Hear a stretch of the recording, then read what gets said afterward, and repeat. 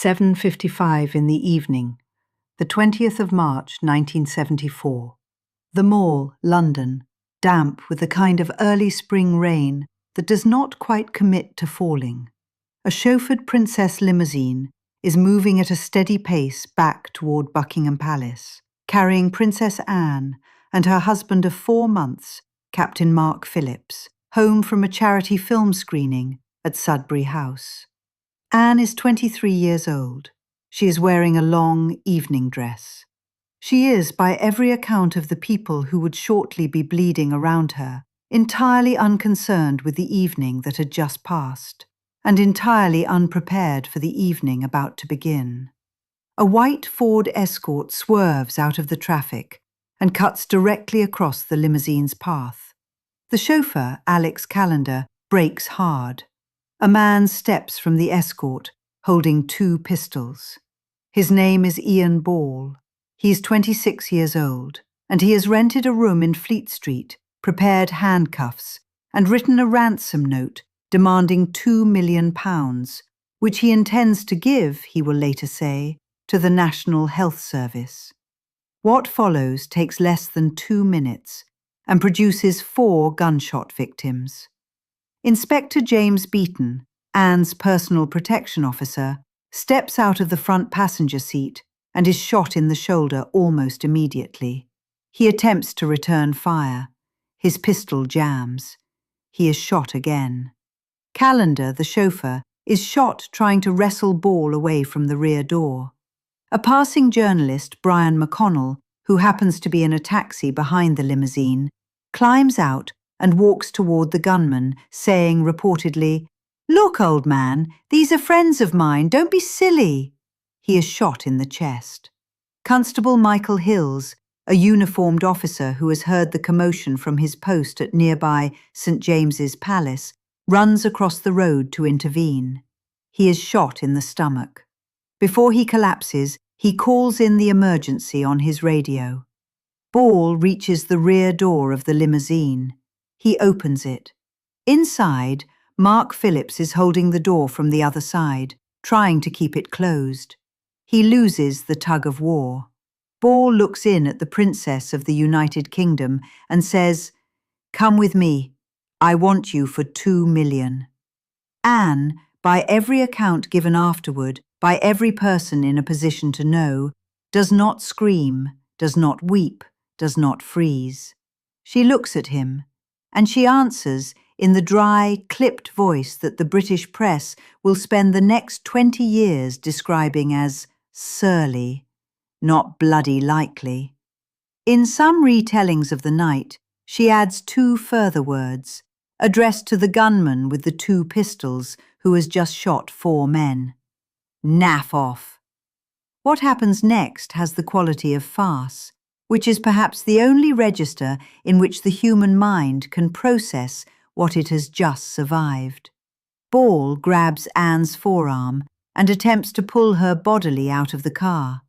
Anne braces against the far door. The dress, a long evening gown, catches and tears down the back. Anne, still negotiating with her would-be kidnapper, mentions this. She tells him, in a tone closer to administrative complaint than terror, that she cannot get out because her dress is stuck. She uses the brief pause to slip out of the opposite door, walk around the car, and then, having considered the situation, get back in, on the grounds that being inside the vehicle is, on balance, safer than being outside it, on an open road in the centre of London, with a man holding 2 guns. The man who ends the standoff is not a policeman, not a bodyguard, not a soldier. He is a former heavyweight boxer named Ronnie Russell, who happens to be walking past. He approaches Ball from behind, punches him once in the back of the head, and knocks him down. Other officers arrive. Ball is arrested. He will spend the rest of his life in Broadmoor. 4 men have been shot. All 4 will survive. Inspector Beaton will be awarded the George Cross, the highest civilian gallantry decoration in the United Kingdom. Russell will be awarded the George Medal. Anne, uninjured, with the back of her dress hanging in ribbons, is driven the remaining short distance to Buckingham Palace. She goes upstairs. She changes. She telephones her parents. The following morning, she keeps her engagements as scheduled. It is the closest assassination or abduction attempt against a member of the British royal family in modern memory. It would, in almost any other life, be the defining event. In Anne's life, it is something stranger. It is not the exception to her character, it is the purest possible distillation of it. Her composure that night was not extraordinary for her. It was the standard she had been raised to, and it was the standard she would hold herself to, without visible deviation, for the next half-century. The woman who refused to scream when a gunman opened her car door was the same woman who, for the next 50 years, would refuse to complain in public, refuse to weep in public, refuse to explain herself in public, refuse, in any setting in which a camera or a reporter might be present, to be anything other than dry, brisk, and entirely opaque. One royal biographer, surveying the long arc of that discipline, would eventually describe her as the woman who never got to be angry. The cost of that, this story argues, was a particular and very specific kind of loneliness. It is a loneliness that begins, as most of the difficult things in royal lives do, in childhood. She had been born on the 15th of August, 1950, at Clarence House, the second child and only daughter of the then Princess Elizabeth and Prince Philip, Duke of Edinburgh. She was not yet 2 years old when her grandfather, King George VI, died at Sandringham, and her mother became Queen Elizabeth II. The household into which Anne had been born, a household oriented around a young naval officer's wife and her 2 small children, was reorganized almost overnight into something else entirely. An institution, with staff, with schedules, with a mother who was now the property of a commonwealth. The dynamics of that household, in the years that followed, would shape Anne in ways that became visible only in retrospect. Her mother was absorbed by a role no 25-year-old woman had been adequately trained for, and was further absorbed by the long absences abroad that the early Elizabethan tours required. Her father, Prince Philip, believed, with the conviction of a man who had survived a chaotic childhood by refusing to feel sorry for himself, that children, and particularly daughters, ought to be toughened against self-pity. Tears, he is said to have told Anne more than once, were a waste of time. She took the lesson with a literalness that he perhaps did not anticipate, and she never quite unlearned it. And then there was her older brother. Charles, 2 years her senior, was a sensitive, anxious child who was already showing the temperament that would later define him. Introspective, easily wounded, in need of reassurance. He was the heir. He would be king. The institution, the press, the tutors, the courtiers, organized themselves around the protection of that fact. Charles was managed gently because Charles was necessary. Anne, who was not the heir, who would never be the heir, who occupied the curious middle ground of being royal enough to be photographed every time she left the house, but not royal enough to matter constitutionally, received a different kind of attention. She was expected to be unbreakable, because nothing in particular depended on her being preserved. It is a quietly brutal calculation, and it produced quietly brutal results. By the time she was old enough to articulate it, Anne had absorbed the lesson completely. Charles was the one who was allowed to be fragile. Anne was the one who was required to be fine. In 1963, at the age of 13, she was sent to Benenden School in Kent, becoming the first British royal princess in the modern era to be educated at a boarding school, rather than tutored privately at home. The decision was Philip's, in line with his general view that institutional life produced more useful adults than palace life did. Anne went. Classmates who would later, cautiously, speak to journalists described a girl who was excellent at games, particularly riding, who was blunt to the point of rudeness, who had no patience for fuss or flattery, and who said almost nothing at all about her family. Photographs of her from those years have a consistent quality. The chin is up, the mouth is set, the eyes are giving the photographer nothing. By the time she left Benenden in 1968, at the age of 18, she had already constructed the public self she would wear for the next 60 years. Efficient, dry, unsentimental, unreadable. It was armor, and it was excellent armor, and it would never come off in daylight again.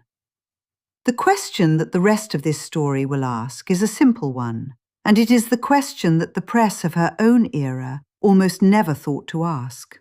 What, on the other side of that wall, was being kept? A still image, then, to hold in mind as we go further in. Anne at 17, on horseback at Benenden, jaw set, giving nothing away to the photographer waiting at the fence. That photograph at the fence, the one in which she gives nothing away, is the last image of Anne as a private person. Within 4 years, she would be a world champion, and the bargain she had already begun to make with the cameras would be set for life. The horses were the way through. Anne had been put on a pony before she could properly walk, and by her late teens she was riding seriously, training under Alison Oliver in Berkshire, and competing on the same circuits as any other ambitious young eventer. The difference, of course, was the helicopter that occasionally landed at the practice field, and the detective always standing somewhere in the middle distance. Otherwise, the work was the work. She mucked out, she fell off, she got back on. In September 1971, aged 21, she went to Burghley and won the European Eventing Championship, riding Doublet, a horse her mother had bred and which Anne had brought on herself over several seasons. It was not a sympathetic win. The course was punishing, the field was strong, and Anne rode the cross-country phase faster than most of the men. At the end of the year, the British public, voting in numbers, made her BBC Sports Personality of the Year. She remains the only member of the royal family ever to win that trophy on athletic merit. The significance of Burghley, in the argument this film is making, is not the medal. It is that Burghley was the first arena in her life in which Anne could be judged by what she did rather than by who she was. A clear round was a clear round. A refusal was a refusal. The horse did not know she was a princess, and the fences did not care. For a young woman who had been measured all her life against an inheritance she had no part in choosing, the discipline of the cross-country course was something close to freedom. Trainers from that period describe a rider with an almost grim work ethic. She arrived early, she stayed late, she asked technical questions, she did not want to be fussed over, and she did not want to be photographed at the yard. When she fell, which she did often, including a serious fall at badminton, she waved away the medics and remounted. She was small, sinewy, undramatic, and entirely without self-pity. Her instructors, asked years later for an anecdote, tended to offer the same one, that she behaved exactly like every other rider in the yard, which was itself the anecdote. The press did not know what to do with any of this. Royal reporters of the early 1970s had been trained on the soft focus formulas of the post-war palace.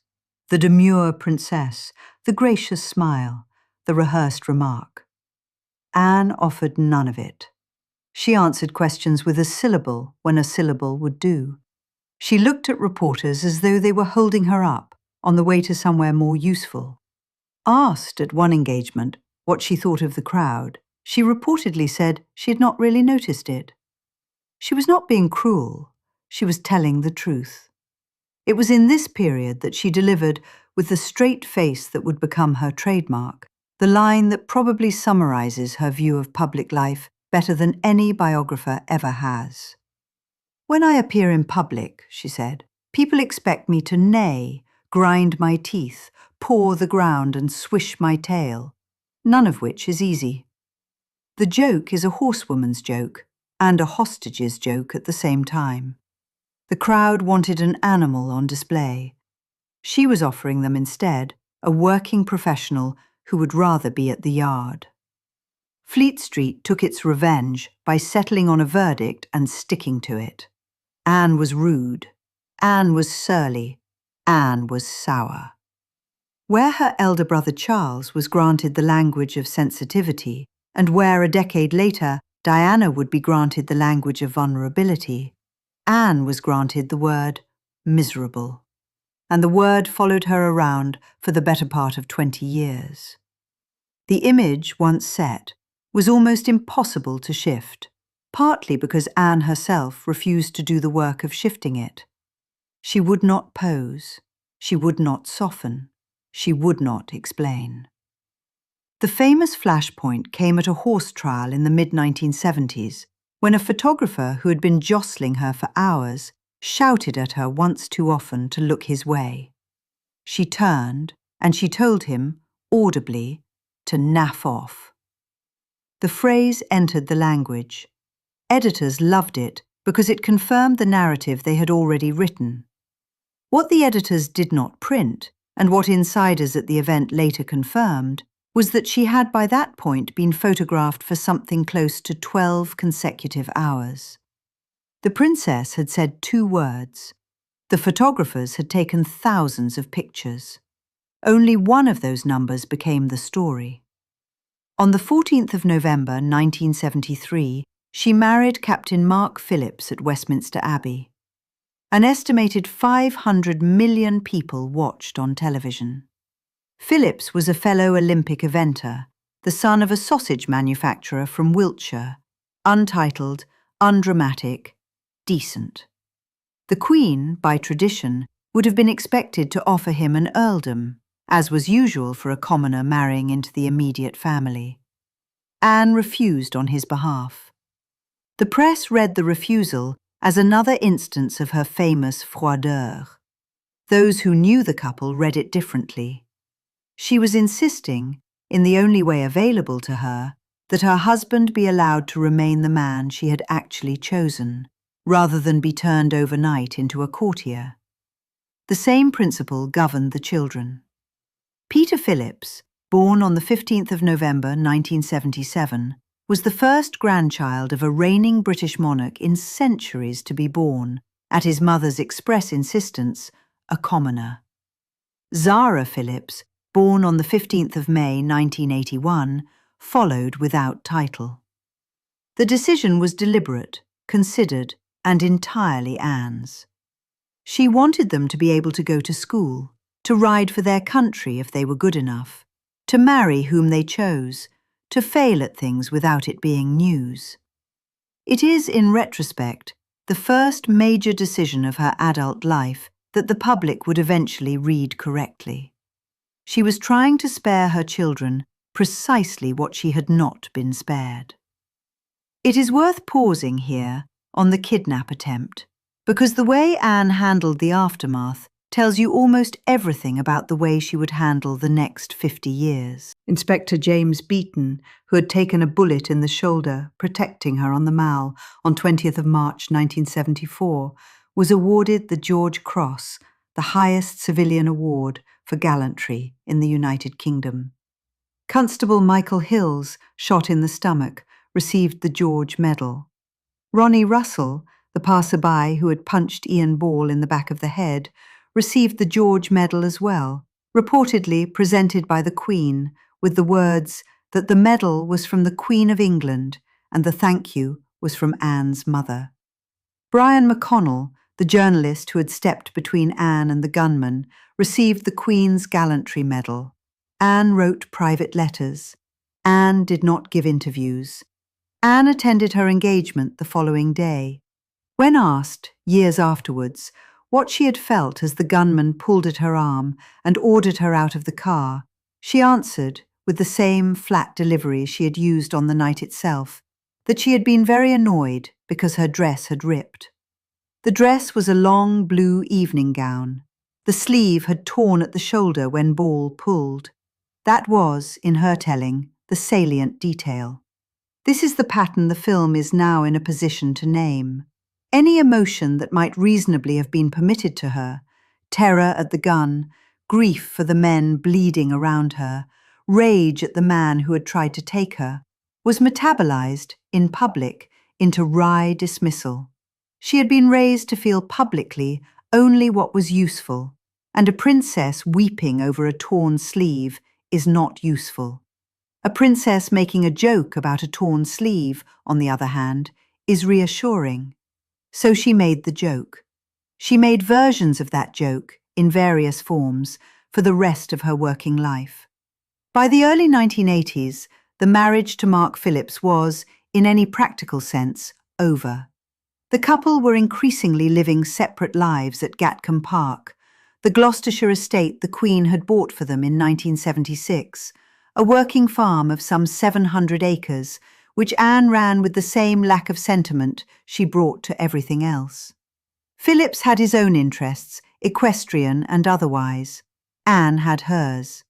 There were, on both sides, relationships outside the marriage, conducted, by the standards of the family they had married into, with relative discretion. The discretion ended in April 1989, when the Sun obtained and published extracts from 4 private letters written to Anne by Commander Timothy Lawrence, then an equerry to the Queen. The letters had been stolen from a briefcase inside Buckingham Palace. Their tone was affectionate. The palace, in a rare and revealing move, issued a statement confirming that the letters were genuine and that they were private correspondence, and asking that they be treated as such. The statement was, by palace standards, a small thunderclap. It was also as close as Anne would ever come to a public acknowledgement of her private life. The separation from Mark Phillips was announced in August 1989 in a brief statement that ran to a handful of sentences. The divorce was finalized on the 23rd April 1992. And here, the loneliness of the position becomes visible in a way it has not been before. Within 3 years, her elder brother's marriage would detonate across the front pages of every newspaper in the world. Books would be written. Interviews would be granted. Crowds would weep in the streets. A national psychodrama would unfold in real time, with the monarchy itself apparently in the balance. Anne's separation, by contrast, produced a statement, a few days of headlines, and then silence. There was no interview. There was no book. There was no campaign of briefing. She simply went back to work, and her work, in 1989 and 1990 and 1991, was as relentless as it had ever been. The court circular for those years reads like the diary of someone trying to outpace something. On the 12th December 1992, she married Sir Timothy Lawrence quietly in Scotland. The Church of England did not at that time remarry divorced people whose former spouses were still living. So the ceremony took place at Crathy Kirk, the small parish church near Balmoral, where the royal family worship when in residence in the Highlands. The Church of Scotland, governed by different rules, was content to perform the service. The bride wore a white suit rather than a wedding dress. There was no procession. There were around 30 guests. The Queen and Prince Philip attended. Charles did not. There was no balcony, no carriage, no 500 million viewers. The contrast with November 1973 could not have been more deliberate. 19 years earlier, she had given the public the wedding they wanted, and the public had spent the intervening 2 decades calling her sour for her trouble. This time, she gave them nothing and went home to Gatcombe, and started the rest of her life with the second husband she had quietly chosen for herself. And while she was doing this, 200 miles south, in a London she had largely stopped explaining herself to, the tabloids were full of someone else's collapse. Crathy Kirk, December 1992. A small grey stone church in the hills above the River Dee, a parish building rather than a palace one. Inside, Anne signs her name in the register beside Timothy Lawrence's. She is wearing a white suit, not a wedding dress. There is no carriage outside, no crowd of 500 million. There is barely a crowd at all. Her parents are there, her children are there, a handful of friends. The Scottish minister, who does not require either of them to explain why they are remarrying in his church rather than an English one, conducts the service in under half an hour. Then they go back to Craiggowan Lodge for tea. 300 miles south in London, the newspapers that morning are not interested in any of it. They are full of Charles. They are full of Diana. They are full of a marriage that has, in the same calendar year, leaked tapes, leaked phone calls, a Morton book, a formal separation announced from the floor of the House of Commons. 1992 is the year the Queen herself, in a speech at the Guildhall the previous month, will call her Annus Horribilis. Windsor Castle has burned. Andrew has separated from Sarah Ferguson. The Princess of Wales has been photographed weeping at a polo match. The monarchy that winter looks as though it might be coming apart at the seams. Anne, having just quietly dissolved one marriage and built another, goes back to work. That is the sentence that will define the next 3 decades of her life. She goes back to work. While the rest of the family is consumed by what the press is doing to them, and what they are doing to each other, and what the public might think next, Anne does what she has always done. She gets in a car. She is driven, or she drives herself, to an engagement. She listens. She asks a question that suggests she has read the briefing paper. She leaves on time. She does it again the next day, and the day after that. The numbers are the part that surprises people when they first encounter them. Throughout the 1990s and into the 2000s, Anne consistently carried out more annual public engagements than any other member of the royal family. 500 in a busy year, 600 in a busier one. In some years, the figure pushed past 700. The court circular, that dry daily record of who did what on behalf of the Crown, bears this out reign after reign, year after year, without much fanfare. While the public was watching Diana, and then mourning Diana, then watching Charles try to recover, then watching William and Harry grow up, Anne was opening hospital wings in Dundee and inspecting regiments in Germany, and chairing meetings in unglamorous committee rooms in unglamorous towns. And the court circular was quietly noting it. The charities are the part that surprises people next. President of the Save the Children Fund from 1970, when she was 20 years old, she would still hold that role more than half a century later. Patron of more than 300 organisations, ranging from the Royal Yachting Association to small regional hospices nobody outside the county had heard of. What distinguished her involvement, and what the aid sector quietly came to understand, was that her patronage was not ceremonial. She read the papers that were sent to her. She read them properly.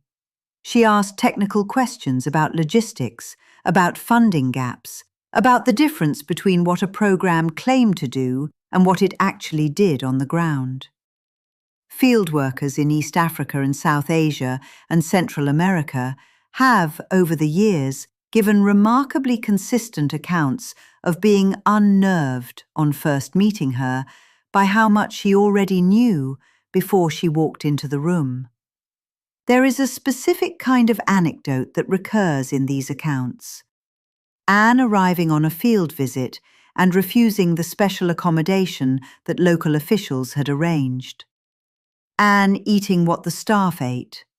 Anne sleeping where the staff slept. Anne, on one occasion, in a country it is not necessary to name, being driven past what was obviously a sanitized, hastily prepared ribbon-cutting version of a project, and asking, with great politeness, to see the part that the local officials had been hoping she would not see.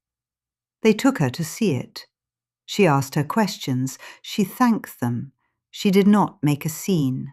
She did not need to. The point had been made, and the project, several aid workers later confirmed, ran rather better in the months that followed. This is the working life. It is, by any reasonable measure, the most substantive working life of any modern royal. And yet, throughout the period in which she was building it, Anne was also being used by her own family and by the institution she served as the one who would not flinch. When something was difficult, she was sent. When a community had been struck by something terrible, she was sent. When a regiment needed a senior royal to stand in cold rain at a memorial, she was sent. She did not refuse. It does not seem to have occurred to her to refuse. She had been raised, by Philip in particular, on the principle that tears were a waste of time and that the job was the job. So she did the job. The funeral of the Princess of Wales in September 1997 is the moment when this pattern becomes most legible to the public and most misread. Anne walked behind the coffin from St. James's Palace to Westminster Abbey, alongside her father, her brothers Charles and Andrew and Edward, and her young nephews William and Harry. She wore the dark naval uniform appropriate to her honorary rank. She did not cry. Several commentators noted the absence of visible emotion. Some, in the immediate aftermath, used the word cold.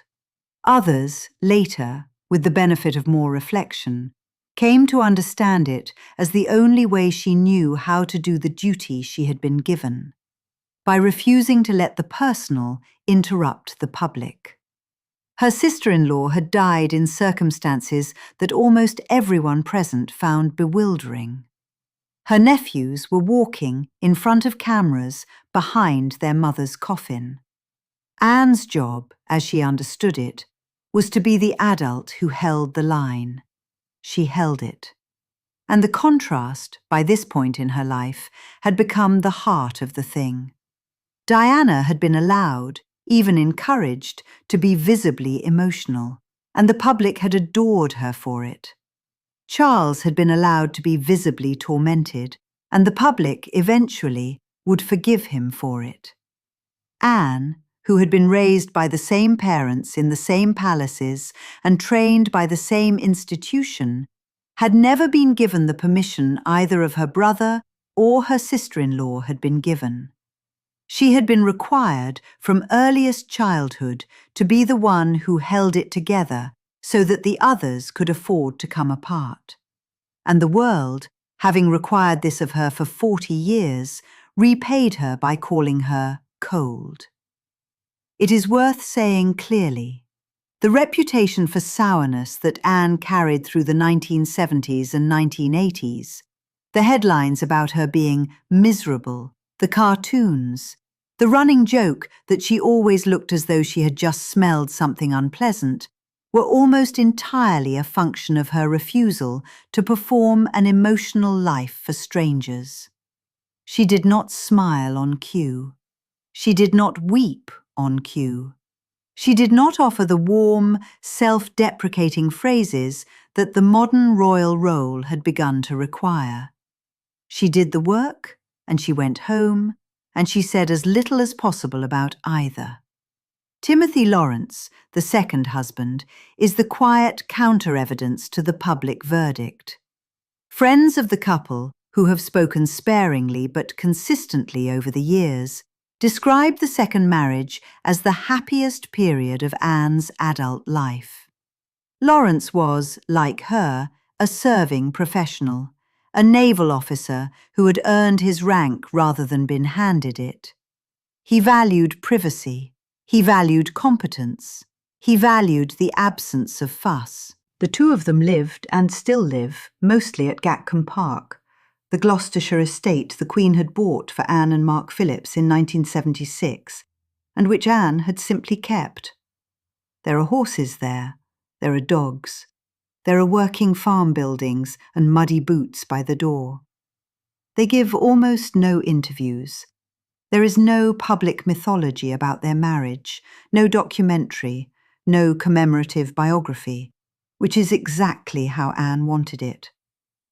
The absence of a story is, in her case, the story. The children, too, grew into the kind of adults their mother had quietly insisted they be allowed to become.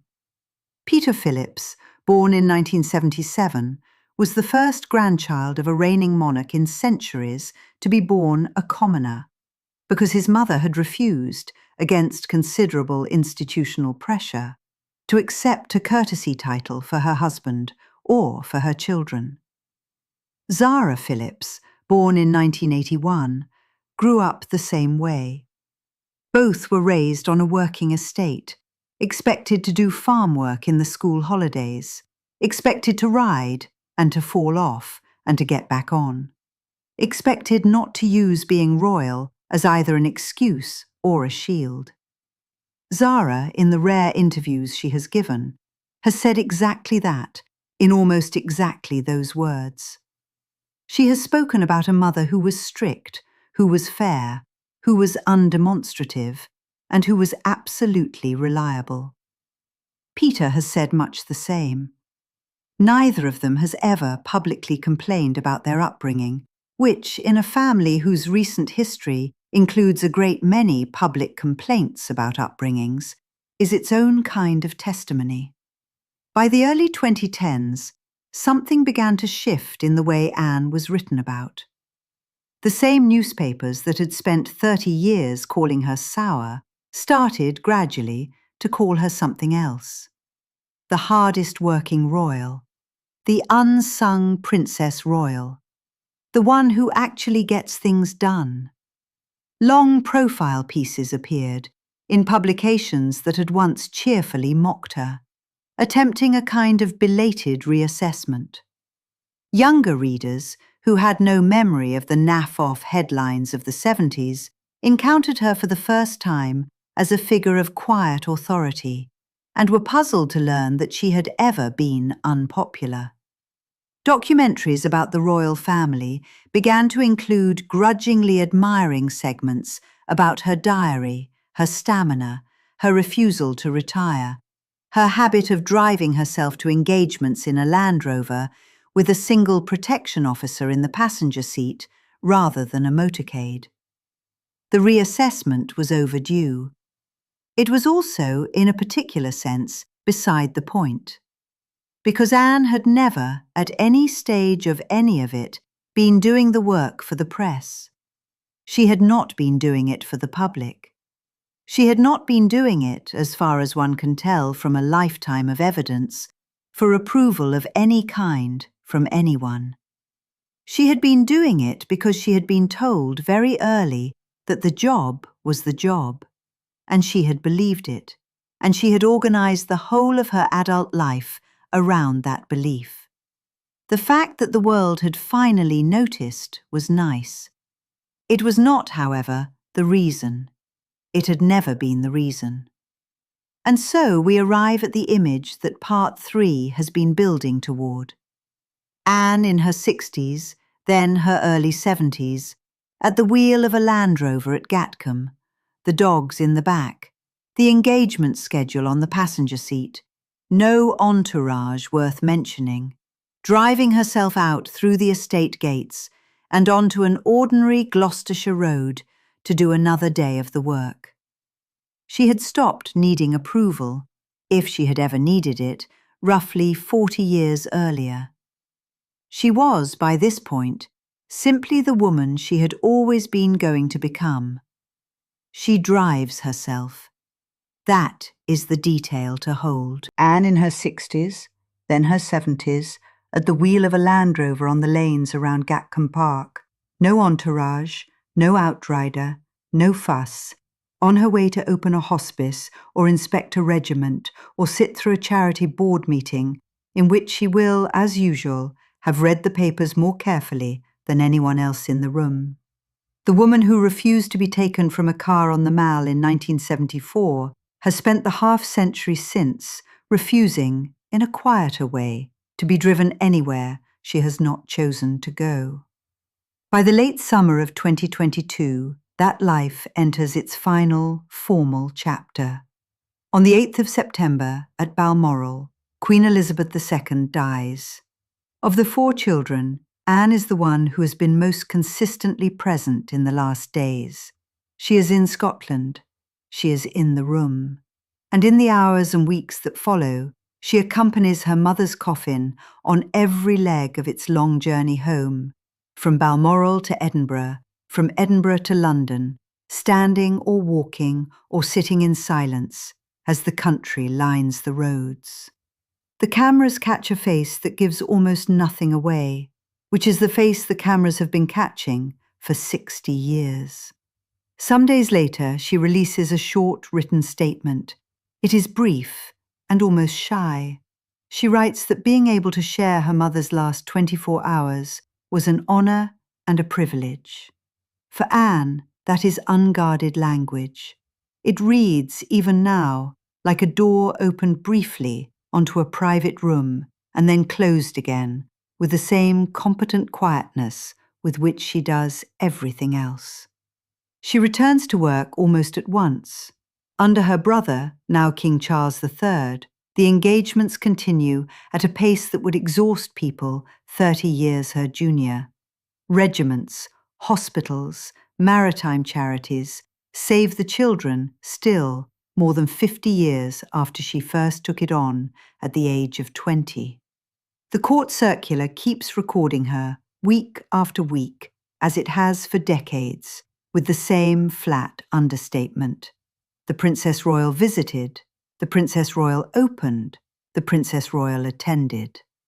If this is the kind of royal story you find yourself wanting more of, the ones that sit behind the headlines rather than on top of them, the Queen Toby EN channel is where they live.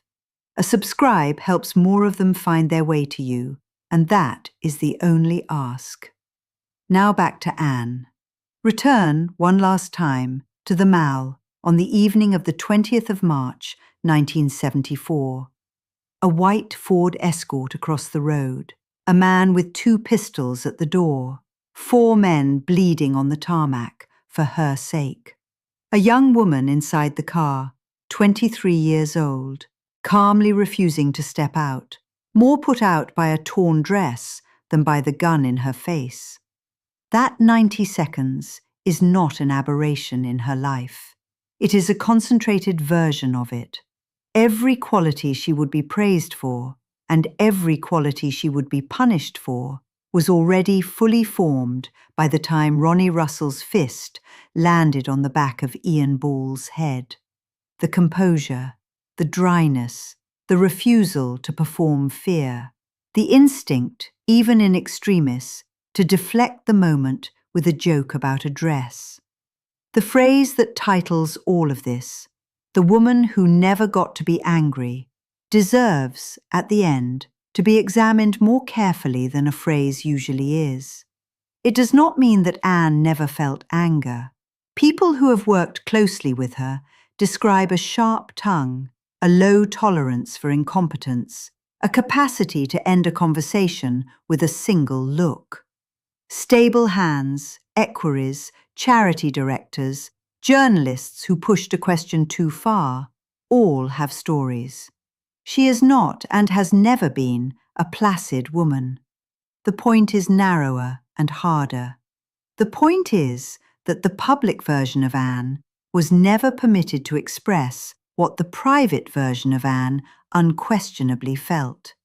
Grief, fear, exhaustion, hurt, loneliness, simple human irritation at being photographed for the 12,000th hour of her life.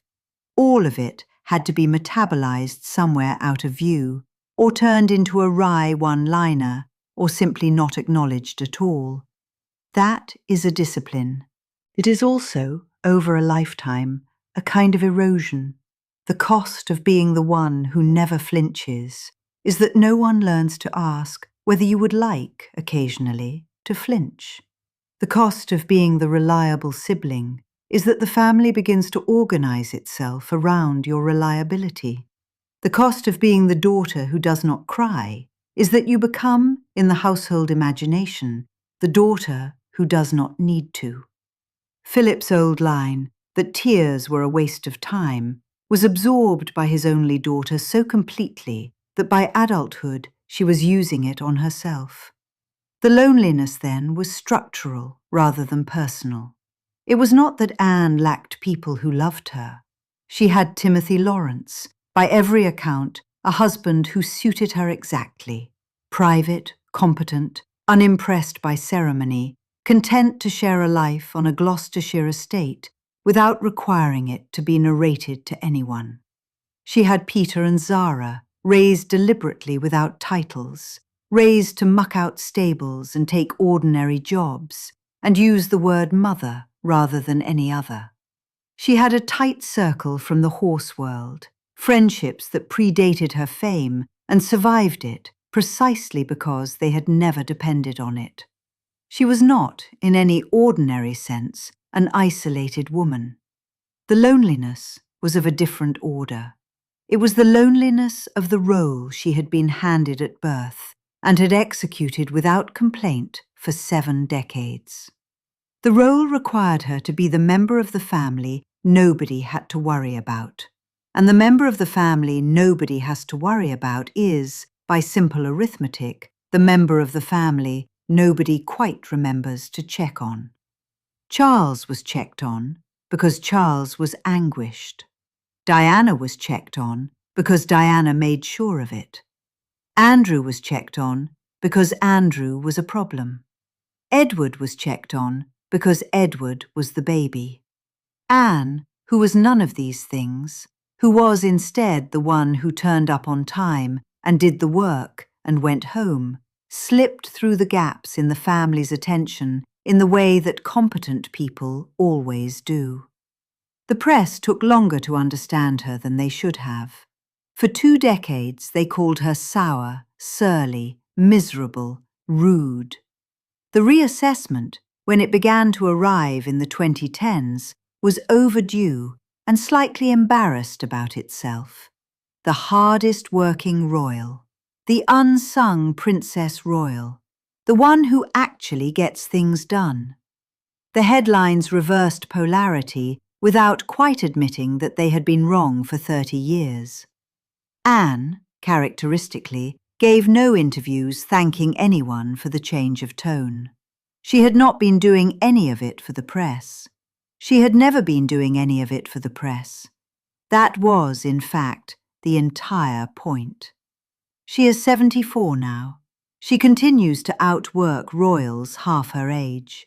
She continues to drive herself.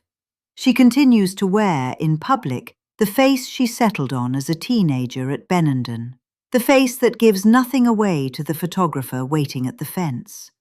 There will, eventually, be a fuller reassessment of what she actually did with her life, of the 300 and more charities she did not merely lend her name to, but actually read the papers for, of the field visits where she unnerved local officials by knowing too much, of the quiet decisions, like refusing titles for her children, that turned out to be among the wisest pieces of parenting in the modern history of the family. That reassessment will probably arrive after her. One suspects she would prefer it that way. Praise in her own lifetime has never been something she has known how to receive without looking faintly embarrassed. Hold, finally, the image from the beginning. A white Ford Escort skewed across the Mall in the spring dusk of 1974. A gunman at the door.